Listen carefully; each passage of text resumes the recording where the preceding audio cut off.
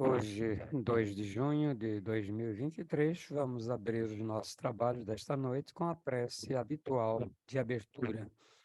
Acompanhemos mentalmente essa prece. Ó eterno e supremo Criador de todas as coisas existentes no reino universal, cujo poder suplanta todos os poderes, cuja força é a coluna que sustenta o grande e poderoso templo das leis. Neste momento, nos reunimos em teu nome, a fim de evocar a tua presença entre nós e também te pedir que nos concedas o direito de nossas mentes serem tocadas e iluminadas pelos raios resplandecentes e supremos de tua eterna e absoluta sabedoria. Imploramos isso, Senhor, porque desconhecemos ainda o poder existente em nós. E porque o desconhecemos, é que nos sentimos sem autoridade precisa para solucionar os graves problemas que nos afligem e nos deixam impotentes no vasto campo universal. Vem até nós, Senhor, e derrama sobre nós o bálsamo suavizante e curativo de todas as enfermidades, tanto do corpo como da alma. Ensina-nos, Senhor, a libertarmos-nos de todas as mazelas que nos infelicitam no vasto campo material. Toca as nossas frontes, a fim de que possamos melhor compreender as tuas leis e por elas nos regermos. Ilumina as nossas inteligências, as nossas consciências e as nossas razões, para que possamos caminhar sem tropeços nem quedas, no caminho que leva à tua eterna e absoluta majestade. Ensina-nos a conhecer as leis, Senhor, para que possamos equilibrar-nos na grande concha da tua justiça eterna e absoluta. Tira dos nossos pensamentos e dos nossos corações, com o teu absoluto poder, todos os sentimentos de ódio, de orgulho, de vaidade, de inveja, de egoísmo e de vingança. E enche-os, Senhor, de toda a bondade, justiça e amor.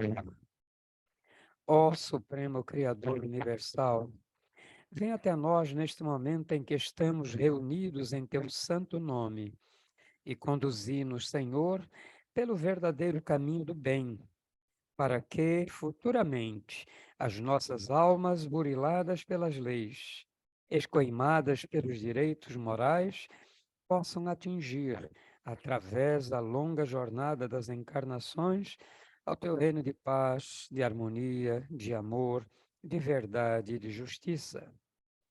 Confiamos, pois, ó Senhor de todas as coisas, da tua presença entre nós, e temos plena certeza de que, ao nos retirarmos deste tempo, obra de teu supremo poder, estaremos curados, completamente curados de todos os males que nos infelicitam, quer na parte material, quer na parte espiritual.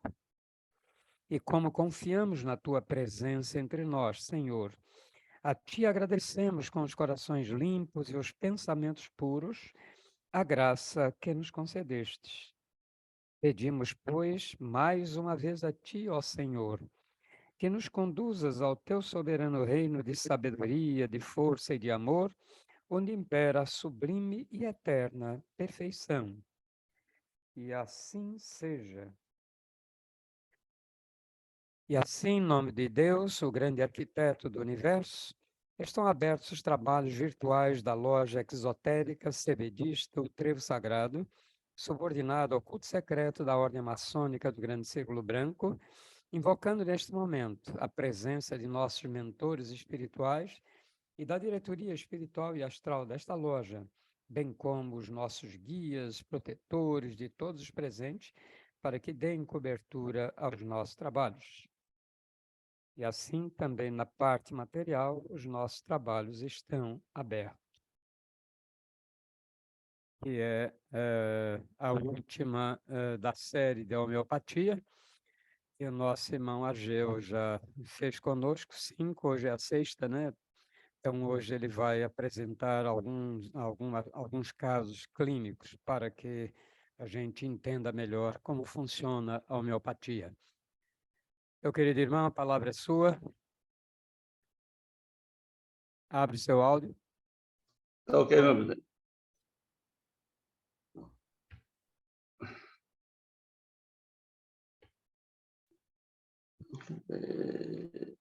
Oh, meu Tem Deus. material para compartilhar? Eu estou querendo ver aqui que ele sumiu do novo.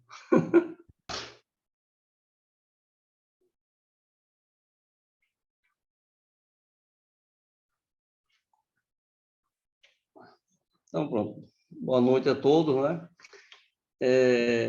Hoje nós, primeiro agradecer, né, a oportunidade do Trevo Sagrado da gente ir colocar, né, alguma coisa sobre homeopatia. Eu vou puxar um resumo, né, que Ernesto já colocou isso antes. Primeiro foi histórico da homeopatia, depois a homeopatia no Brasil e na Bahia. Depois falou organon, repertório e matéria médica. A quarta, a cura homeopática, sentido da cura. A quinta, relação mental do medicamento com o paciente. E aí hoje nós vamos pegar alguns casos clínicos, né? E uma das coisas que eu coloquei é que devemos entender que não existe disputa, né, entre homeopatia, alopatia e fitoterapia, né? Porque todas essas são métodos terapêuticos, né? Então não existe essa concorrência. A única diferença que tem, por exemplo, a alopatia trabalha com o efeito, a homeopatia trabalha com a causa, certo? E outra coisa é que a homeopatia não é nenhum salvador da pátria, né? É mais um instrumento. Da mesma forma que a alopatia nem tudo cura, né? A homeopatia também nem tudo pode ser trabalhado. Porque, inclusive, tem determinadas doenças que são processos kármicos, né? Então, não tem jeito. Tem que passar. A única coisa que pode ser feita é algum medicamento que melhorar, a pessoa aceitar melhor por aquilo que ele está passando, certo?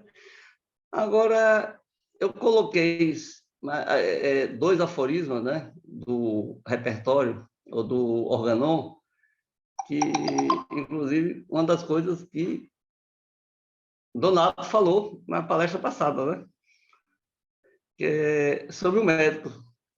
Quando a gente fala médico, não é só médico humano, médico de modo geral, tanto o humano como o animal. Que a mais alta missão do médico é restabelecer a saúde do doente, né? E o que nós chamamos de cura, né? E o dois é que o ideal máximo da cura é o restabelecimento rápido, suave e duradouro da saúde, por remoção e aniquilamento da doença, em toda a sua extensão, de maneira mais curta, segura e menos nociva, agindo por princípios facilmente compreensíveis. O que a gente observa é que muitas vezes complica mais do que uma coisa que é tão simples, muitas vezes se torna complicada. Aí, uma das coisas que eu tenho colocado e do lado colocou anteriormente, eu aproveitei para dar uma relembrada. Então, vamos lá. Eu coloquei 5 casos clínicos. Uma sobre pneumoiterite, uma sobre hemorragia nasal, uma sobre ferida, sobre fístula e sobre encurtamento dos tendões flexores. Aí, vamos lá pegar a primeira parte, que é a pneumoiterite, que é também conhecida como paratifo dos bezerros. É uma doença bacteriana, não é? Aí vamos para o histórico. Deixa eu puxar aqui isso. É uma fazenda de exploração de gado de leite, né, que apresentava alto índice de mortalidade em bezerros, com a idade entre 15 a 30 dias. Os animais eram muito novos. E estava sendo tratado 8 animais, né, com alopatia, utilizando sulfa, terramicina, antitérmica e hidratação oral, que é a medicação normalmente alopática que é utilizada, né? Só que essa medicação não estava fazendo efeito nesses animais. E esses 8 animais não tinham sido os primeiros. Os sintomas que esses animais apresentavam quando nós fomos lá: diarreia fétida com coloração escura, né, assim, tipo chocolate, ele tinha alopecia, né, e vermelhidão na região perianal, febre entre 41 a 41,5 em 7 dos animais, e um tinha hipotermia, com 34 graus. Estavam desidratados, com anemia, olhos fundos, não é, com lacrimejamento, pele e pelos secos, anorexia, sede, inquietos e debilitados. Você vê que eles estavam num estado estavam muito caquéticos, né? Estavam muito frágeis. A gente vê essa parte de anemia, a gente observa essa diarreia escura, né? É um sinal que está tendo hemorragia entérica. Então, o tratamento que nós optamos, em 7 dos animais, que um deles, quando começamos o tratamento, já tinha vindo a óbito, foi o arsênico, alvo 6x, né, utilizando 10 gotas em um copo com água, o via oral. Os 3 primeiros dias, de 3 em 3 horas, e depois, né, disso aí, dos terceiro dia, 3 vezes ao dia. A reidratação continuava, né, a reidratação. E uma das coisas também foi a desinfecção do local, quando eram mantidos os animais. Nem com alopatia, nem com homeopatia, se você não desinfetar fizer a desinfecção do local onde os animais estão, eles melhoram, mas eles tornam se reinfestar. Então, foi feito um trabalho com essa desinfecção do local onde os animais eram mantidos. Desses 7 animais, todos se recuperaram. E nós fizemos um acompanhamento durante 12 meses, um ano, né? Ocorreu 43 casos, né, desses animais com essa mesma sintomatologia, e o proprietário entrou com essa medicação, que foi utilizada nos 7 primeiros, e todos se recuperaram. Agora, o porquê a gente entrou com arsênico alvo? Quando a gente vai pegar a matéria médica do medicamento, o arsênico ele dá grande e rápida prostração, agitação, diarreia fétida, irritante, provocando escoriações na região perianal, febre ou hipotermia. Observe que os sintomas que encontrados nesses animais batiam muito com a patogenesia do arsênico. É isso mesmo?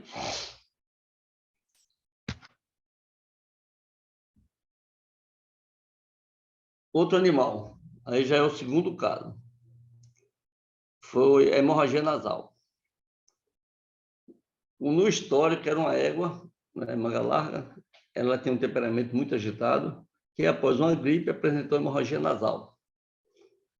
E foi feito um tratamento alopático, né, por um longo período, mas não resolvia.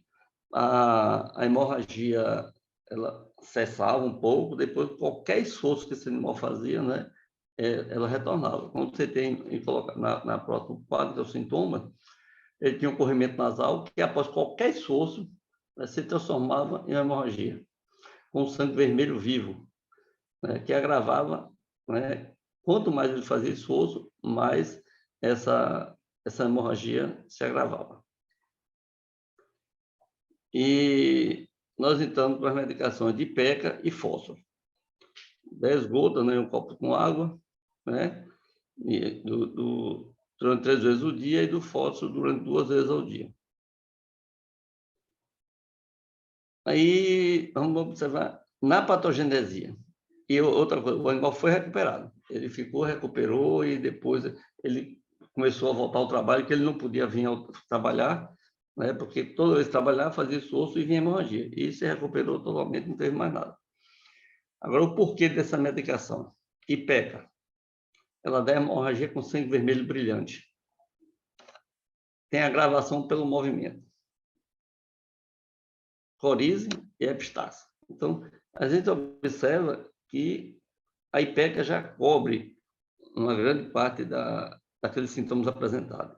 E o fósforo, né? O fósforo, já observa que ele aqui tem edemaciadas, o nariz é demasiadas, doloridas, tendência a hemorragia.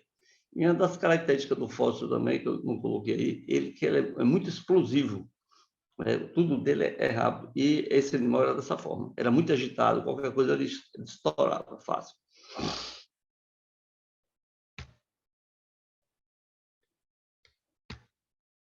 Vamos ver para o nosso terceiro caso, né? Que é uma ferida. No histórico, não é? Esse bovino de exploração leiteira, com 8 meses, apareceu um caroço, né, nas costas, na região lombar, e o vaqueiro resolveu abrir esse caroço.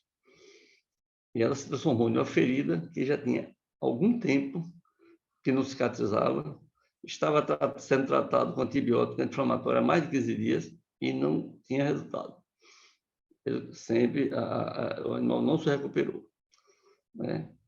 Aí os sintomas, quando foi observado, essa ferida na região lombar, com essa secreção mucopurulenta, feda, e uma das características ela tinha alopécia no entorno, né? Tipo aquele bezerro, né, que tinha alopécia, né, na região perianal. Ele tinha alopécia onde a secreção passava, tinha queda dos pelos. A medicação utilizada foi a calêndula, luz ômica, equinácea e acênico. A calêndula, tintura mãe, não é, para lavar o local, não é? E estava um local infeccionado, então é utilizado 10 gotas em meio litro de água fervida, né, para fazer a asepsia do local. Luz ômica, 10 gotas em um copo com água. Por via oral, durante 3 vezes ao dia, por 3 dias. Agora, equinácea, 10 gotas em meio copo com água, por via oral pela manhã. O acênico com álcool, 10 gotas em meio copo com água assim, ao meio-dia. E a silícia era utilizada na mesma dosagem à noite. E o animal se recuperou. Entendeu? Em pouco tempo ele se recuperou. Agora, o porquê nós utilizamos esse medicamento? O como? Calêndula. Ela é um desinfetante, né? Agiu como desinfetante, ela tem uma ação externa e interna sobre feridas traumáticas e produzindo a cicatrização.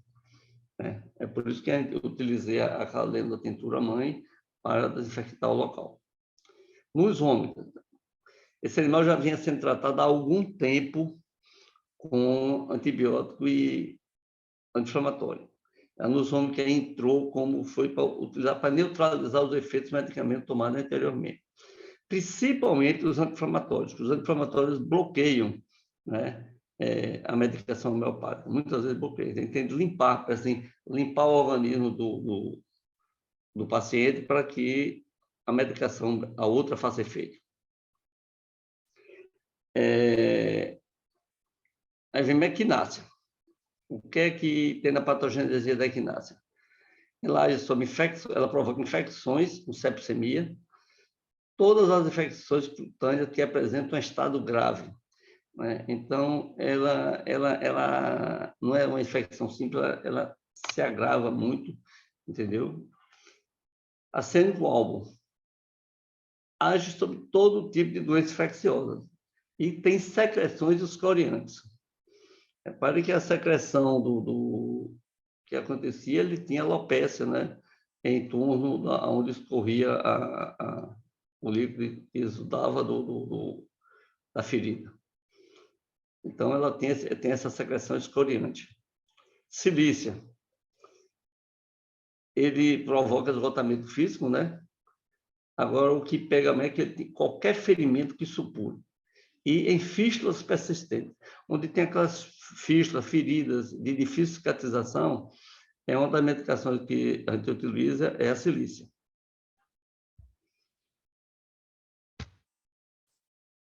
Vamos para o terceiro caso. Fístulas. Um bovino, né, fêmea adulta, também de exploração leiteira, que há algum tempo apresentava infecção no casco e com fístula acima do casco. Eu botei esse quadro aqui para vocês entenderem melhor. Aqui é um casco de um bovino, né? Assim, na linha acima do casco, essa parte aqui onde está as setas, né? O animal que tinha... era feito o quê? Quando ele apresentava isso? Era realizado o casqueamento, né? Quer dizer, era feito um trabalho no casco, limpeza e tudo, do casco do animal, tratado com antibiótico inflamatório. O animal melhorava. E tempo depois, voltava em nós. Então, era uma infecção recidivante, ele sempre estava retornando. Aí que resolvemos entrar com tratamento homeopático. Porque o homeopático não estava dando resultado, sempre estava retornando. Então, os sintomas observados é o quê? Edema, fista na linha acima dos cascos. A região era dolorida, você tocava, o animal sentia dor. Às vezes ela estava até com a temperatura mais elevada, caudicava e tinha secreções mucopurulentas. Então, ele aparecia várias fistas, não era uma só, várias fistas em torno do casco e supurava. Inclusive, quando era feito o casqueamento, que se pressionava por baixo do casco, saía em cima dessas fistas. A medicação utilizada foi calendo também para lavar o local, né? Como foi feito no anterior. Praticamente você observa que a medicação são as mesmas. A luz ômica, a equinácea e o arsênico álcool. E a silícia. A luz ômica, a mesma coisa. Entrou para a limpeza do organismo contra os antibióticos, para bloquear os antibióticos e os anti-inflamatórios que ele já vinha tomando antes. E o equináceo, o arsênico álcool e a silícia foram os medicamentos que foram utilizados para o caso que era essa fístula. O animal também se recuperou e não teve mais problema nenhum.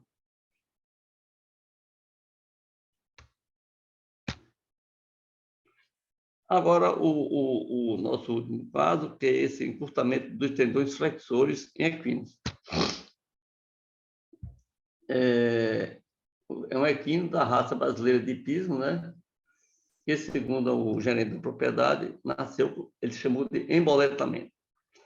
No exame clínico, foi observado que o animal tem encurtamento dos tendões flexores dos membros anteriores, principalmente o direito, na altura da falange, com o metacarpo, provocando com isso dobra na articulação do boleto.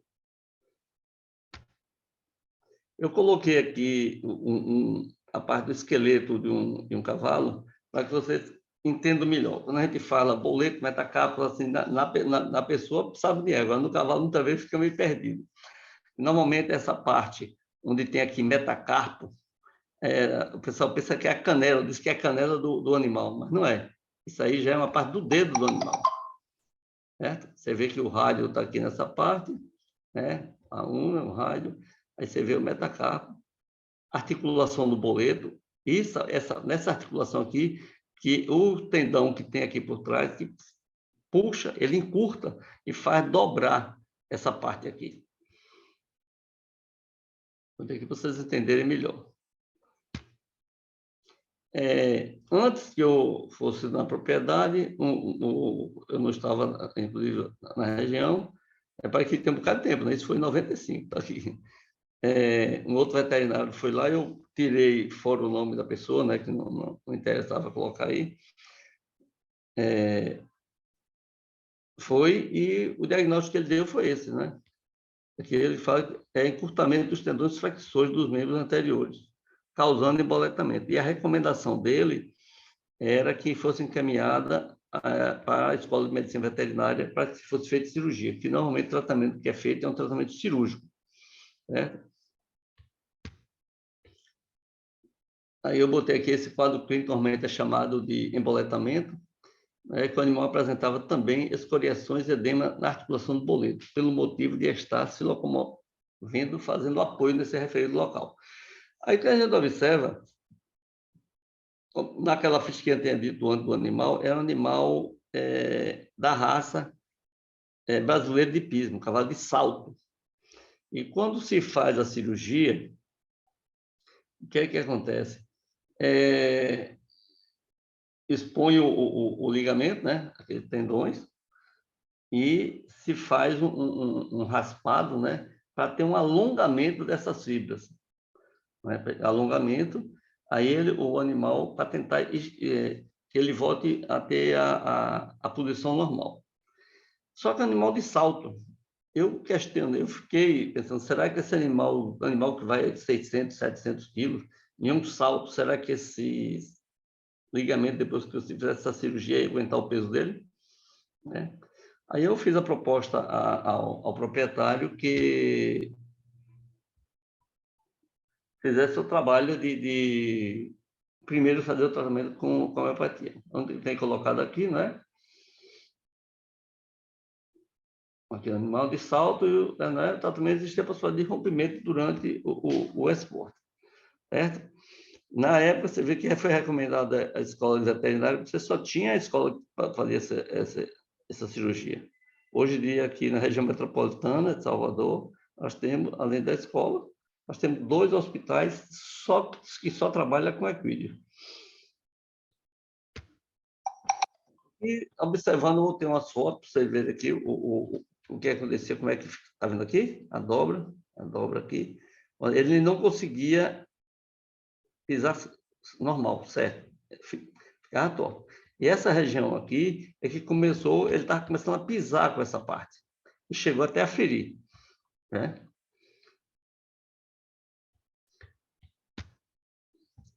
Aqui é onde existia a ferida do animal, né? Então, o tratamento recomendado foi calêndula, né? A mesma coisa para limpar o local, né? Limpar o local que estava ferido, infeccionado. Durante 3 dias. Ruta 5x, né? Para a administração via oral às 7 horas da manhã, Rustóxo às 14 horas e cáusticos 17 horas. E a Rustóxo pomada. Passar no local da articulação do boleto uma vez ao dia.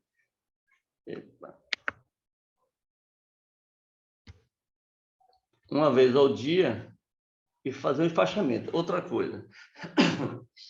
Esse animal era feita a limpeza com calêndula, era passado a pomada de Rustóxo, era colocado umas talas e enfaixando a perna, a mão desse animal, né? E força para não deixar ele pisar, né? E na verdade quando ele colocava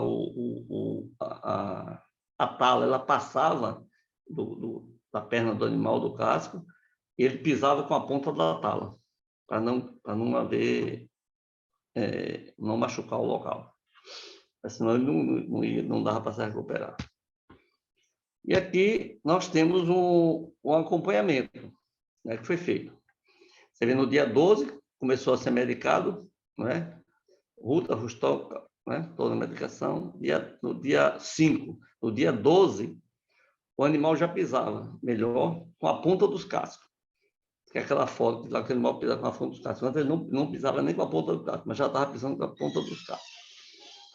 Aí foi tirado a atadura com as talas. Ele já estava apoiando a ponta do casco, então foi tirado essa atadura, que não teria mais função. A parte que tinha escoriação já estava cicatrizada e foi suspensa a calêndula. E aí é que entrou a pomada de Rustóxo. No dia 19 do 12, o animal já apoiava o casco no chão, corria, mas a articulação ainda dobrava, ela não tinha uma firmeza, ainda apresentava um pouco de edema. Dia 26 do 12, o animal andava, corria normalmente, mas o ângulo do aprumo ainda não estava satisfatório. O ângulo ainda estava um pouco dobrado, né? Ele apoiava mais, a ponta do casco é quem pegava mais. Aqui, você observa que nessa foto o animal ainda não está com articulação, o aprumo ainda está fora de posição, não está ainda normal. No dia 2/7/96, né, o animal já andava e normalmente apresentava usando o aprumo normal, tranquilo, totalmente curado. Então foi retirada toda a medicação. Aqui, outras fotos, né? Você vê que ele já melhorou a posicionamento, né, da articulação. Aqui, você vê que ela anteriormente ela ficava dobrada para dentro. E aqui você vê que ela já está no ângulo dobrado para fora, que é o ângulo normal do animal. Você vê aí outro ângulo. E aí ele correndo. Normalmente, você vê que repare que ele estava anteriormente com a posição, como está aí, vocês estão vendo na mão direita, ela dobrada para dentro. Você vê a perna esquerda, ela já está totalmente, o ângulo dobrado para frente. Correndo, ela tem que fazer isso mesmo, o que não estava acontecendo. Ok? Então, vamos lá. Ruta. Pegar o porquê dessa medicação. Ruta. Ela tem maus efeitos de traumatismo ou esforços repetidos nos músculos, tendões e periósteos. O que está em vermelho é o que pesa, nos tendões e periósteos, aquela região. Rustox. Curvatura, rigidez, dores de origem reumática, né? Infecciosas, devido a exercícios violentos. Aí você pega.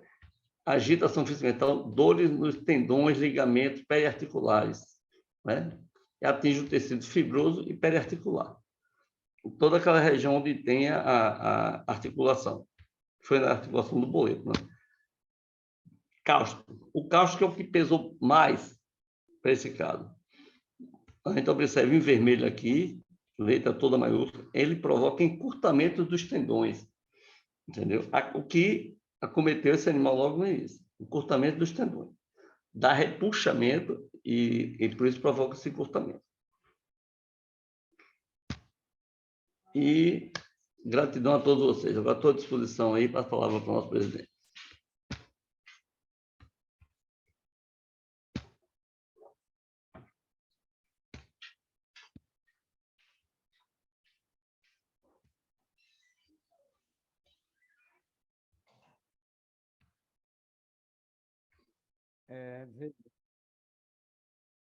Durante a apresentação dele, ele usou sempre dosagens muito próximas da alopática, né?